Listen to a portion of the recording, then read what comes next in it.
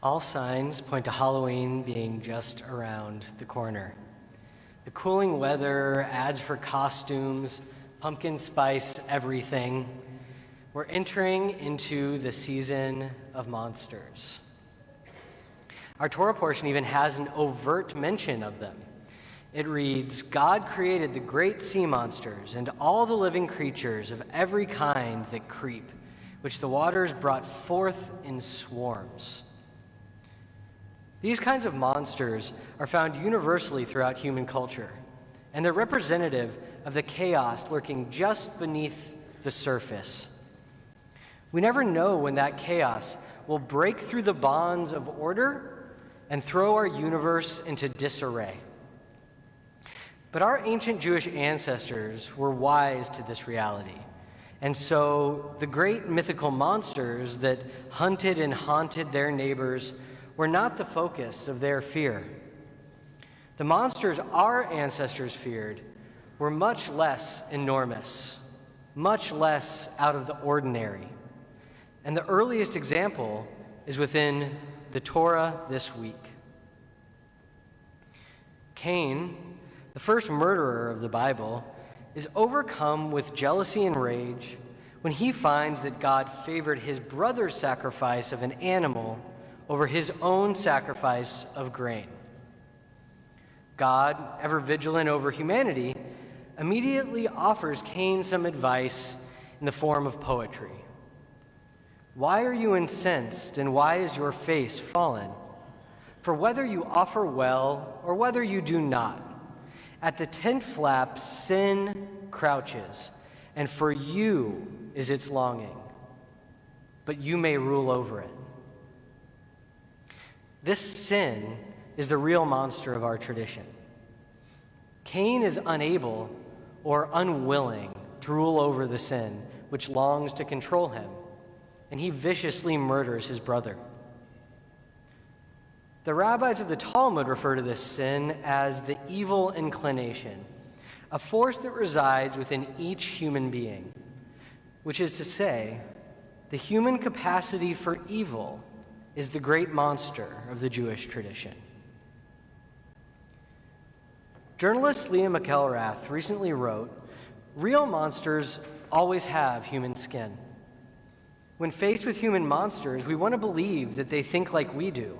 We tell ourselves, surely they wouldn't, surely they won't, but they would, and they will." What defines a monster? The absence of the capacity for empathy. We see in the story of Cain and Abel that Cain's inability to empathize with his brother, let alone accept that he was not granted what he believed himself to be entitled to, mixed with his inability to tamp down his anger, led to the ultimate misdeed.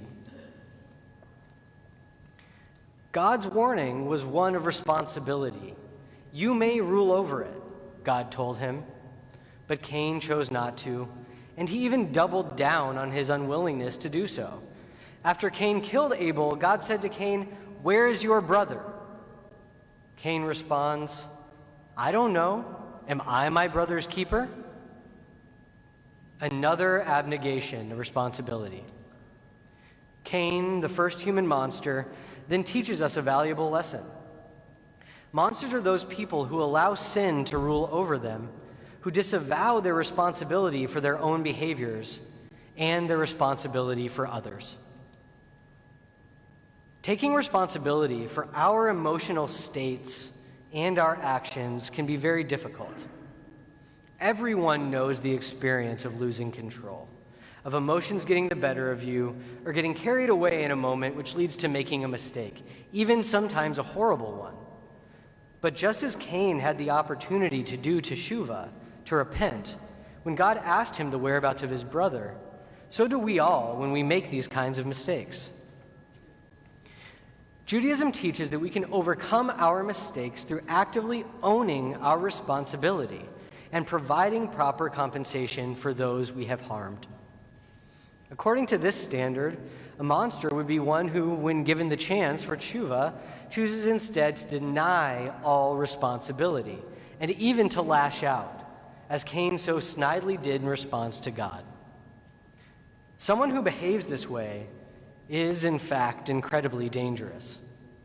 As Leah McElrath goes on, when a person or a system demonstrates an absence of empathy, understand that they will do whatever they can get away with. Stop asking, but why would they do this?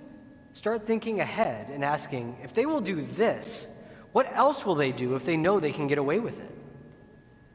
When you do start asking yourself, what will they do if they can get away with it, do not shy away from the worst you can imagine.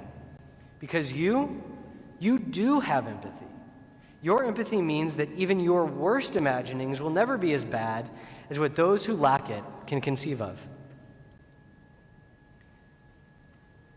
As we enter into the season of vampires, werewolves, ghosts, and goblins of Halloween, let us not forget that these metaphors for chaos actually represent a force within us all.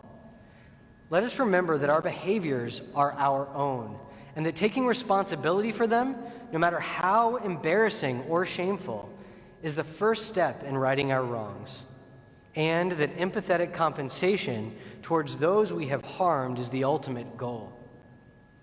Let us expect this kind of forthrightness and empathy from each other, to call each other to account just as God did Cain, and to make sure that if we do encounter a monster in human skin, that we acknowledge it and protect ourselves and each other. Our Torah demands it of us, and our community deserves it. Shabbat Shalom.